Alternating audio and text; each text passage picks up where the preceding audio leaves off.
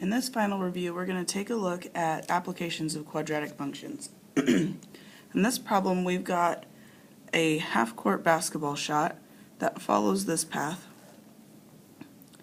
where t is going to be time and h is the height in feet and probably time in seconds. The y-intercept, so our first question is what is the y-intercept and what does it represent? So notice it has two parts. Part one, we have to find the y-intercept. In order to find the y-intercept, you put 0 in for x, so we're going to have negative 0.05 times 0 squared plus 1.9 times 0 plus 6.5. If we do that, we get 6.5. So the y-intercept is 0, 6.5.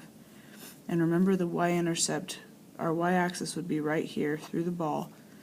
So our y-intercept is going to represent the initial height of the ball, which is 6.5 feet. Does this problem have a maximum or a minimum? Well, if we look at our a value being negative, and if we look at our parabola, we'll see that it has a maximum. What is it, and what does it represent? So again, another two-part question. In order to find the maximum height, we need to do opposite b over 2a because our parabola is in standard form. So we have negative 1.9 over 2 times negative 0.05, which is 19. And we plug that back in, so that would be our x value.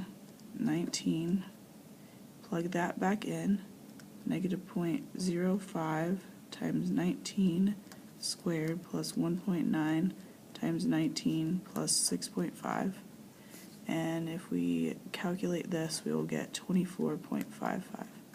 So our maximum is 19, 24.55, meaning 19 would be our time and 24.55 would be our height in feet. So it means that in 19 seconds the ball reaches max height of 24.55 feet. I know that doesn't really make a whole lot of sense, so you can pretend it's 1.9 seconds if you need to. What are the x-intercepts and what do they represent? Another two-parter. Remember, to find x-intercepts, you can do completing the square, quadratic formula, factor if you can, or sometimes square root method. This one having a t value, though we can't do the square root method, so we need to do one of the other ones. And just to save time, I'm going to do quadratic formula because I don't believe this factors. So x equals opposite b plus or minus the square root of b squared minus 4 times a times c divided by 2a. So x, oops, this shouldn't be x, it should be t, sorry. T in this case, not x, is negative 1.9 plus or minus the square root of 4.91 divided by negative 0.1. So I have the square root here, so let's see what that is. When we do this, this square root of 4.91 is going to give me a really long decimal. So I'm just going to round it off to the nearest tenth, since all the other numbers are rounded to, or have just one decimal, just tenths. So we'll go negative 1.9 plus or minus 2.2 over negative 0.1. So remember, since these are all like terms, we can actually do this. So t equals negative 1.9 plus 2.2 divided by negative 0.1. That's going to give me negative 3. And t equals negative 1.9 minus 2.2 over negative 0.1. Wait, did I just do that one backwards?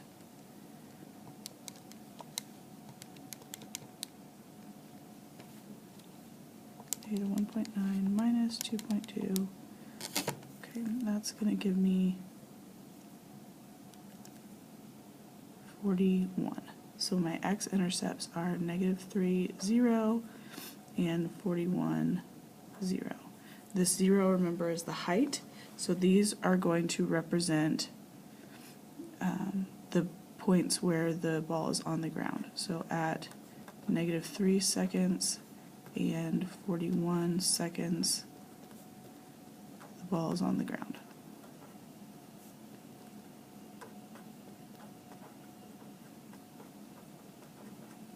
And remember, these probably don't really make sense, negative especially, but this probably should be somewhere more like 4.1 instead of 41. A reasonable domain and range. Domain is our x values, so it makes sense to me that since domain is x values and x represents time, that a reasonable domain, well, the least amount of time we can have for a basketball shot is probably 0 seconds. And if the ball is on the ground after 41 seconds, that's going to be a reasonable length. And then range, well, our ball can be, this would be height, so our ball can be 0 feet. It probably can't be underground. And then since our max height was here at the vertex, 24.55, that's what I'm going to use for my range.